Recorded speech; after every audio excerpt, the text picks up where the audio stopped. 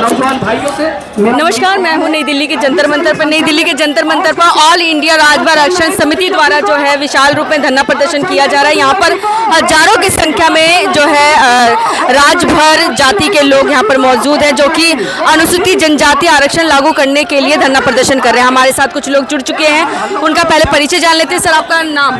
मेरा नाम कैलाश राजभर है। मैं उत्तर प्रदेश के देवरिया जनपद से बिलोंग करता हूँ। मैं अपनी जीविकापार्जन के लिए गुरुग्राम, जो गुरु द्रोणाचार्य की नगरी है, वहाँ से आया हूँ। मैं इस जंतर मंतर से माननीय मोदी जी को हार्दिक अभिनंदन और बधाई देता हूँ, जो इस देश का प्रधानमंत्री बन करके देश को बड़ी उन्नति की तरफ बढ़ा रहे हैं।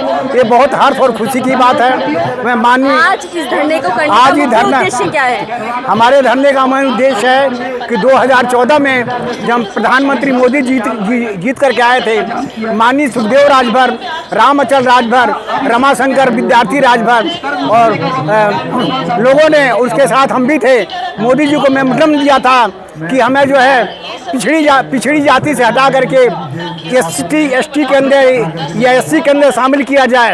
उन्हें आश्वासन दिया था कि हम आपको इसमें शामिल करेंगे। क्या ओबीसी में आते हैं? हम ओबीसी के अंदर आते हैं। पहली बात है, ओबीसी के अंदर तो 74 जातियां हैं। 74 जातियों का जब कोटा किया जाए तो हमारा 3% कोटा बनता है। दूसरी बात है कि इस जाति का इतिहास बहुत पुराना है। इतिहास को भुला दिया गया, मंडल कमीशन को भुला दिया गया, जिसने रिपोर्ट दिया।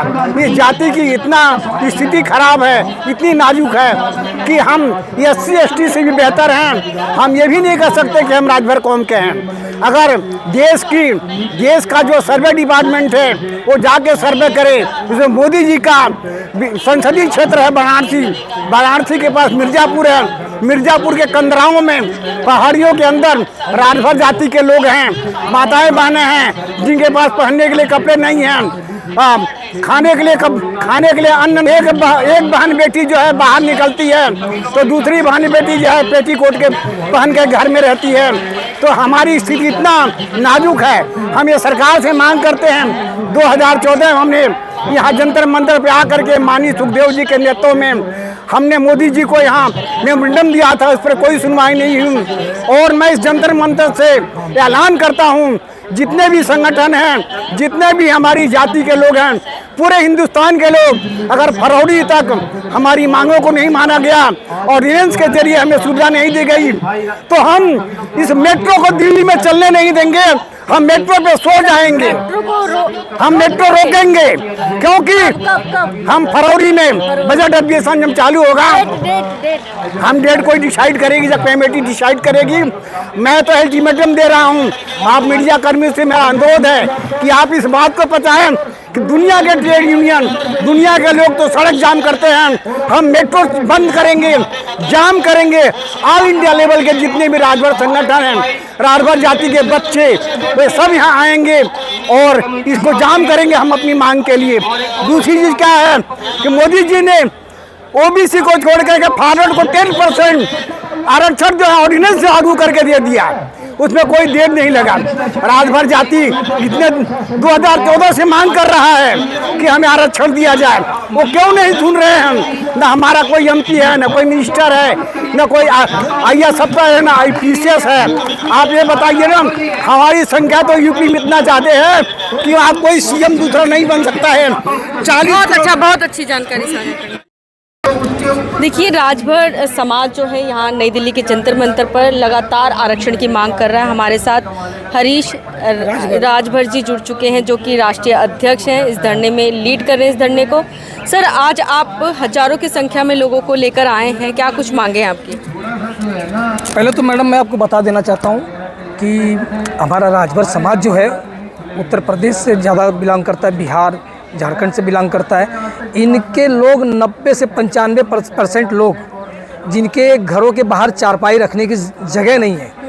कभी हमारे लोग राजा हुआ करते थे, लेकिन इन्होंने आक्रांताओं से लड़ाई लड़ते लड़ते जंगल और बिहारों में पलायन कर गए, गरीब हो गए, इनकी ज़मीनें छीन गई, इनके घर द्वार, इनके महल छीने गए, सारे चीज़ छीन गए। लेकिन आज इनकी दयनीय स्थिति बहुत ख़राब है कि इनके घरों के बाहर चारपाई रखने की जगह नहीं है। मैडम, उस लड़ाई को लड़ने के लिए हरीश राजभर आरक्षण की लड़ाई, क्योंकि हमारे नेता हमारे बड़े बड़े नेता, वो चाहे अनिल राजभर मंत्री जी हों, चाहे सकलदीप जी सांसद हों, ऐसे और ओम प्रकाश राजभर जी जैसे नेता हों, ये सारे नेता ये सिर्फ जो है कि भारतीय जनता पार्टी की सरकार में सिर्फ लोडर बन करके रह गए और समाज के बेचने का काम कर रहे हैं। ये नहीं सोच रहे कि गरीब जनता, राजभर समाज के बच्चे पढ़े लिखे कैसे और उनकी शिक्षा दीक्षा कैसे उनको मुफ्त मिले और वो कैसे कुछ पढ़ करके अपनी दयनीय हालत को बदले। एक 500 रुपये दिहाड़ी करने वाला, मजदूरी करने वाला परिवार का बच्चा कैसे, आप बताइए ना, कैसे पढ़ाएगा? वो अपनी दिनचर्या चलाएगा, अपने गरीब बच्चों को पढ़ाएगा लिखाएगा? अगर राजभर समाज की मांगों को अगर पूरा न किया गया तो मैडम आपको बता दे रहे हैं, आपके चैनल के माध्यम से मैं ये संदेश देना चाहता हूँ उत्तर प्रदेश सरकार को, माननीय प्रधानमंत्री जी को, कि उनकी सरकार 2024 में फिर से दोबारा बनानी है। जैसे उन्होंने कहा था, अमित शाह ने हमारे साथ में खुलेआम धोखा किया है। आज गृह मंत्री हैं, इसके पहले वो राष्ट्रीय अध्यक्ष थे। उन्होंने 2014 में उन्होंने बनारस की धरती पर कहा था, अनिल राजभर के कार्यक्रम में कहा था कि डबल इंजन की हमारी सरकार बनाइए, केंद्र में हमारी सरकार है और 2017 में हमारी सरकार बनाइए, हम आपको आरक्षण घर ला करके देंगे। आज आरक्षण, हमारा आरक्षण कहाँ है? आपको आरक्षण की जरूरत क्यों है? क्योंकि हमारी स्थिति ठीक नहीं है मैडम। हम चमार जो शब्द बोलते हैं आज वो सम्मानित शब्द हो गया मैडम, अब वो चमार नहीं रह गया। उनसे कई गुना बदतर हालत में हम जीने को मजबूर है हमारे लोग। कैसे पढ़ाएंगे हम अपने बच्चों को? 500 रुपये दिहाड़ी मजदूरी करने वाला आदमी लाख रुपए 1.5 लाख की फीस कहाँ से भर करके अपने बच्चों को डॉक्टर, इंजीनियर, कलेक्टर या जो भी कुछ फीसें भरनी हो वो कैसे करें? इसके पहले हमने 2018 में भी हमारी मांग यही थी। हमने उसी सामने जंतर मंतर की धरती पर, इसी धरती पर हमने कार्यक्रम करवाया था। उसके बाद से पूरे उत्तर प्रदेश में हमने आंदोलन किया, पूरे उत्तर प्रदेश में हमने धरना प्रदर्शन किया, लेकिन आज तक इस सरकार की कानों पर जू नहीं रेंगती है। लेकिन आने वाले चुनाव में अगर घुटने नहीं take the Bharatiya Janata party की सरकार ने, अगर हमारे समाज के इतिहास संरक्षण से लेकर के और हमारे समाज को जो आरक्षण की बात है, अगर आरक्षण नहीं दिया गया एसटी का, तो हम लोग जो है कि सरकार को उखाड़ फेंकने की, एसटी में शामिल होने की, हम घुमंतु जातियों में आते हैं, हम जंगलों में चले गए हैं। राष्ट्र की एकता, अखंडता और समरसता को बनाए रखने में राजभर समाज का क्या योगदान है? अगर आप देखा जाए तो भारत शब्द, अगर भारत जैसे पाकिस्तान था उसी तरीके से हमारे अगर आक्रांताओं ने 11वीं सदी में महाराजा सुहेलदेव जी ने विदेशी आक्रांता जो कि मोहम्मद गजनवी का भांजा, जिसको सिपाही बना करके भेजा था सिपे सालार को, उसको जो है कि गाजर मूली की तरह काट करके, उसकी 3.5 लाख सेनाओं को काट करके गाजर मूली की तरह उसी बहराइच के जंगलों में और जो बोलते हैं ताल है, उस ताल के अंदर में फेंकने का काम किया, चित्तौड़ा झील में फेंकने का काम किया। अगर उनको नहीं रोका गया होता तो आज चाइना और जापान जैसे देश भी जो है वो आज मुसलमान हो गए होते।